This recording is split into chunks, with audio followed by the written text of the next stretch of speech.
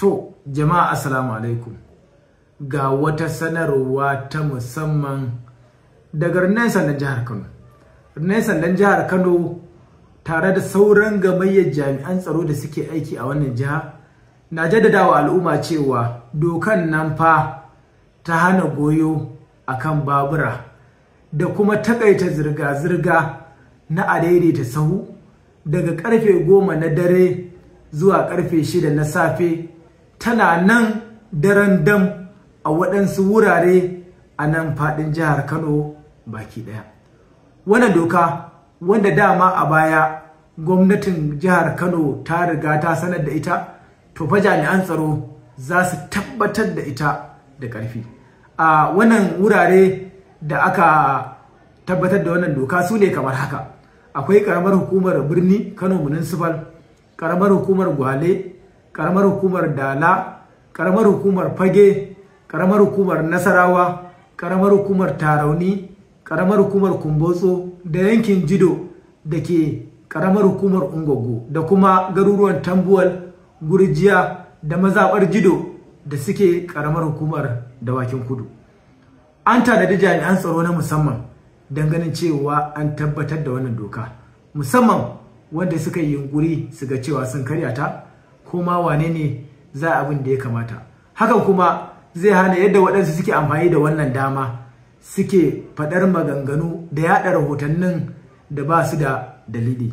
Haka zalika kuma yawanci wasu waɗannan bayanan da suke yana tsoratar da mutane abin da ba a tabbatar da shi ba. Wannan rana tana sanar da al'umma cewa musamman masu waɗannan haya ta babura da ɗaukar mutane da kuma masu sau da suke wuce karfe 10 na dare, to fa an tabbatar da waɗannan doka ne domin a tabbatar da tsaro a jihar Kano. Saboda haka ba duk wanda aka kama ya kare wannan doka, to ko shakka babu za a bincike shi a kuma tabbatar ma daga ina yake tare da gurfanarwa a gaban kotu. Mai girma kwamishinan 'yan sandan jihar Kano CP Ibrahim Adamu Bakori PhD, wanda al'ummar wannan jihar suka wallakabi da ba sani ba sabo, yana kira ga al'umma da a bada haɗin kai a bi wannan doka kuma a ba jami'an tsaro da za su yi wannan aiki haɗin kai, kuma su sani cewa fa wannan aiki tabbatar da wannan doka, sanya wannan doka an yi ta ne domin inganta tsaro da kuma zaman lafiya a jihar Kano. Duk inda aka wani motsi ko hanzari ko kuma waɗanda suka karya wannan doka, kar a yi ƙasa a gwiwa a sana ofishin 'yan sanda da ke kusa ko a kira mu a lambobin waya kamar haka. Akwai 0800 324974 sai 0812382155 sai 0900292926.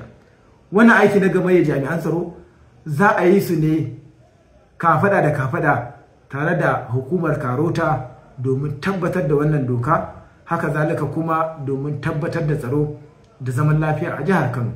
Mai sanarwa CSP Abdullahi Haruna Kiyawa, kakakin na 'yan sandan jihar Kano, a madadin mai girma kwamishinan 'yan sandan jihar Kano CP Ibrahim Adamu Bakori PhD. Jama'a assalamu alaikum, muna godiya da haɗin kai da ake bamu a kowane lokaci.